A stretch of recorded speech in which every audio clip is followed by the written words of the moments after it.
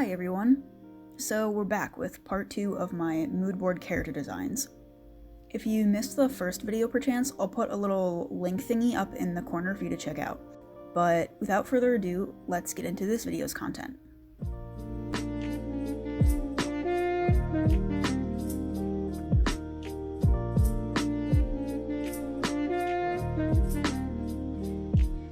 First up is, I think, honestly my favorite design that came out of this experiment. Their name is Paris, and I based their aesthetic around a lot of post-apocalyptic, grungy kind of images. Very Fallout-esque was what I was going for. I had a lot of really distinct clothing ideas in mind for them, and I stuck pretty close to those all around. Kind of a layered look with a heavy-duty jacket, boots, and helmet. I got this idea that they might be traveling across a vast wasteland looking for something. Who knows, but I wanted their design to be suited for constant travel and a lot of different environments that they might encounter. If I had the patience to draw them a motorcycle or dirt bike of some kind also, I totally would have, because I included that in the mood board and I think it would be a really interesting additional visual element, but I can't. I'm so tired. I also gave them a big clunky radio to wear on their back. I was sort of aiming for a combination of a modern and vintage army radio. I really love the old ones that are literally just like a phone box and a backpack that someone wears and like runs around with, and I really like the final result.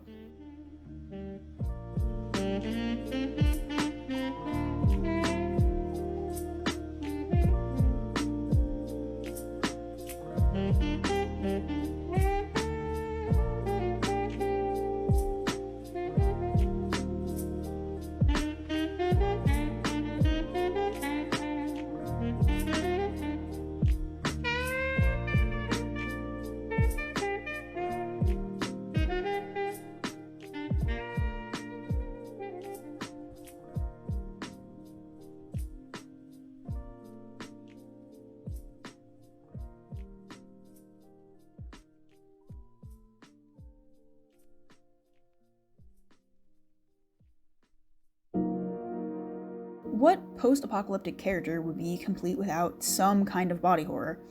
I know mushrooms by now are maybe overdone because of The Last of Us and everything, but I couldn't resist. Maybe part of Paris's goal is to find a cure for their disease, or maybe the mushrooms are actually just totally symbiotic and they just look scary.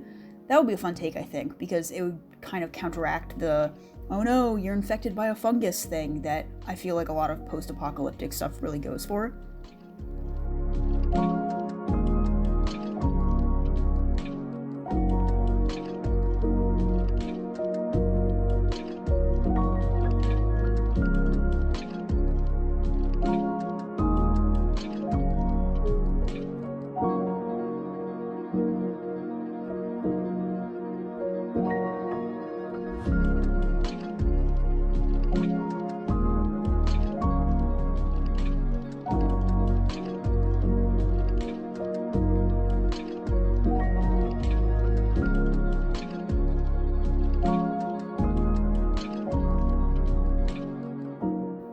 A quick heads up for parts of this video.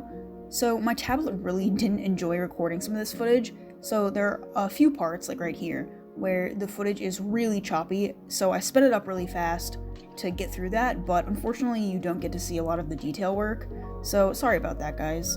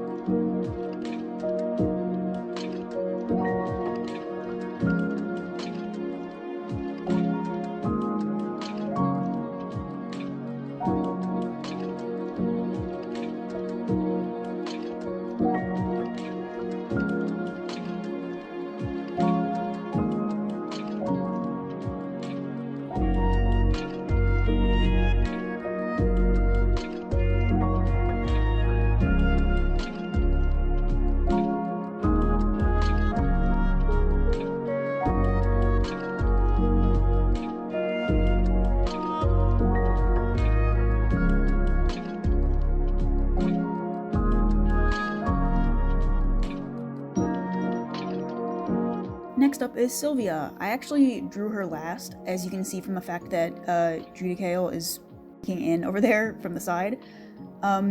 Sylvia definitely took me the longest of any design, if only because there were so many tiny details. I added them solely to torture myself, I guess. I wanted to give her a bit of, or I guess, our modern interpretation of the quote-unquote Greek aesthetic to match her being a Gorgon. Hence the change in the dress to have that kind of pleated look instead of the reference image that I picked out that's in the mood board itself.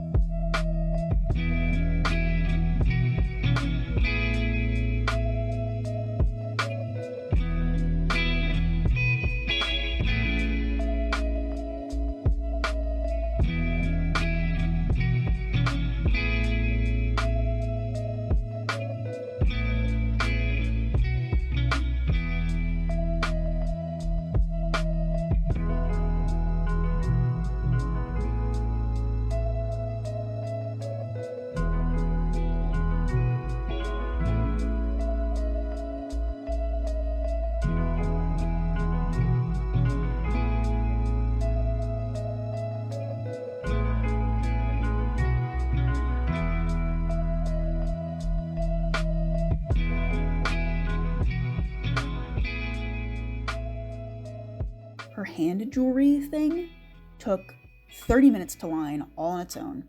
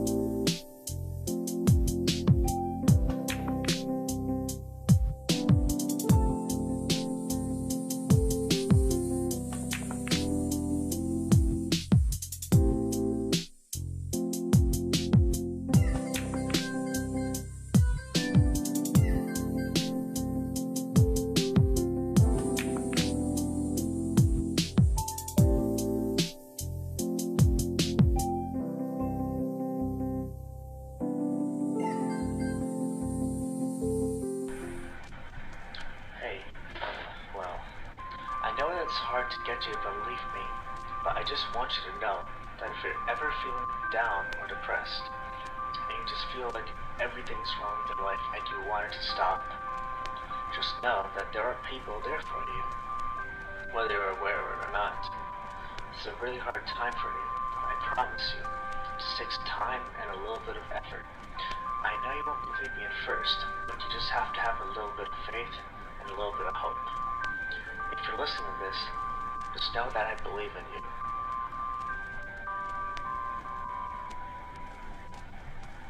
You can do it.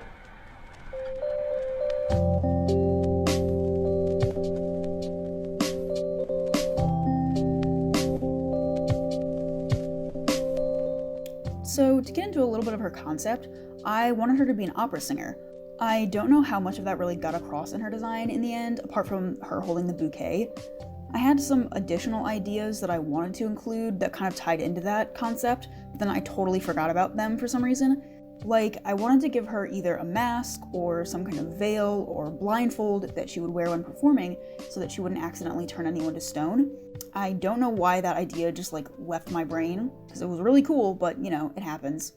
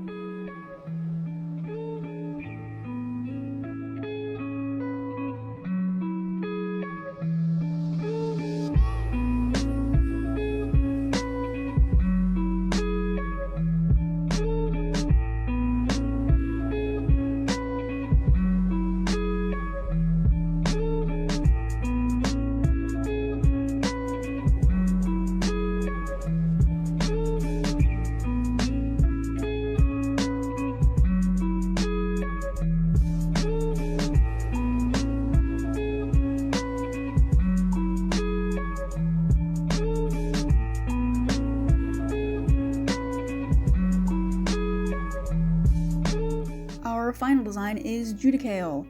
If anyone who knows me thought I wouldn't include an angel in this set, come on, man. Like, it's a must. I don't know what you want from me. Right off the bat, I knew I wanted Judicael to be another performer, specifically an actor. I also knew that I wanted them to be from a specific historical time period. I was kind of aiming for 1920s and early 1930s America during the transition from silent to sound film. Their personality is very big, very dazzling and glamorous, which makes sense for an actor from that time and also for a celestial being.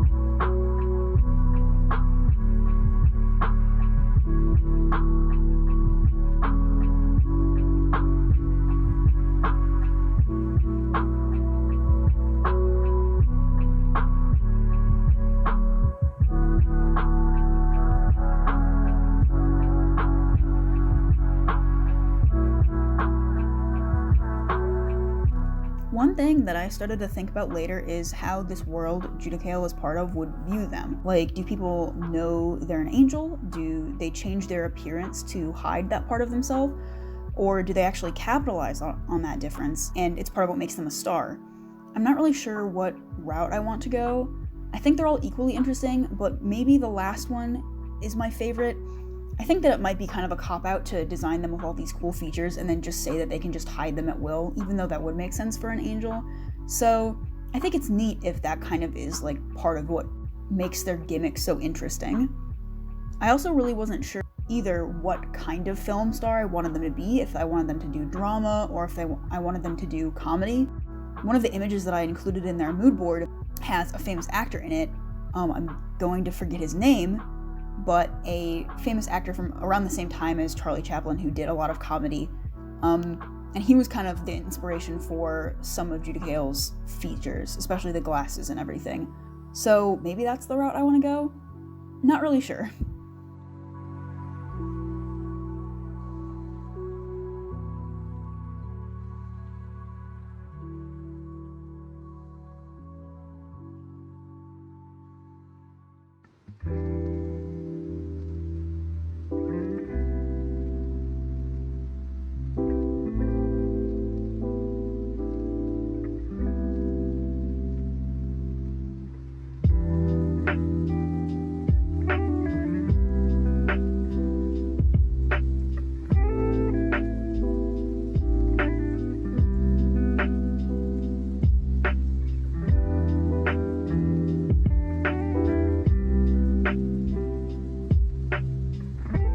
When it came to choosing color, you can see here I found this really unsettling color guide for makeup in black and white film. Ma'am, please stop looking at me like that. But okay, here's where I get to geek out because I love the way that this part of film production was done before color. Obviously, the exposure of black and white film was very different, so certain colors would show up as darker or lighter than others. This is what led to obvious stuff like darkening people's eyes, and at least their upper lips to give the definition of their mouths, which obviously made everyone look excellent, I will say, very sexy stuff. But it also led to this weird mishmash of colors for the blush and the contouring of people's faces. So I thought it'd be fun if I gave Judicael some otherworldly hair, skin, and eye colors that were kind of based around that. Initially, I kind of struggled with this because I didn't want them to look too wild, just slightly off somehow. Bluish or lavender was used for contouring and highlights, so I gave them a pale blue skin tone. I also knew I wanted to include gold in their design somehow, so I used that for their hair, their little wings, and their lipstick. According to the guide I found, that means that their hair might appear a lot darker on film than it would in person. Purple eyes were also a must because I was reminded of the actress Elizabeth Taylor and her famous violet irises. I think the whole ensemble turned out pretty interesting in the end.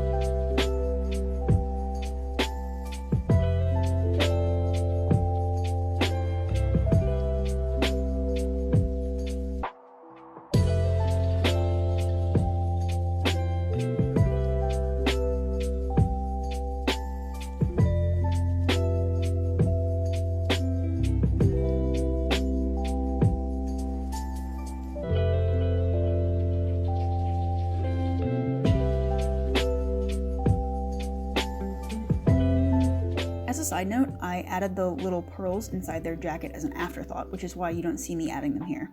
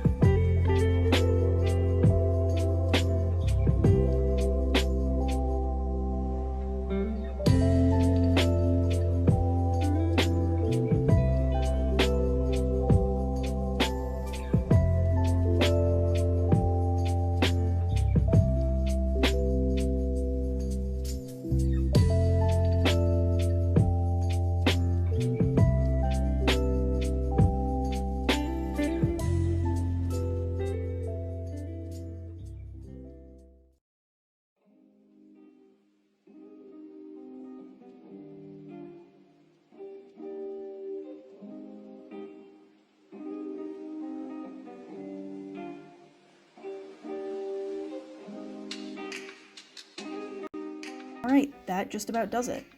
Again, this was a really fun project to work on. I still have a few mood boards lined up that I didn't end up using. Plus, if you'd like to help design on mood boards for future videos, check out my Instagram @raftdudes and watch for polls on my story. Thanks so much for watching, guys. See you again soon!